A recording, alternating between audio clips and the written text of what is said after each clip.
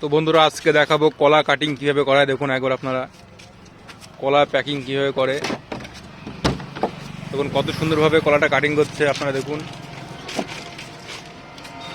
পুরো ছড়ি ধরে কেটে দিচ্ছে দেখুন।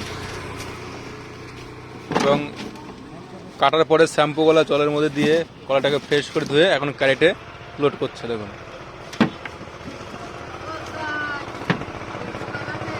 দেখতে পাচ্ছেন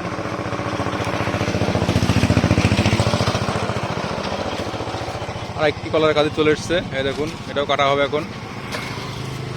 দেখুন হাতের কাজটা কত সুন্দর, দেখুন একবারে ঝাপাঝাপ কেটে দিচ্ছে। দেখুন কত সুন্দরভাবে কাটিংটা করছে, একবার দেখুন আপনারা। এরকম ভিডিও দেখতে গেলে অবশ্যই আমার চ্যানেলটিকে সাবস্ক্রাইব করে রাখবেন। ধন্যবাদ। দেখুন শুধু কলা কাটিং হবে এখানে।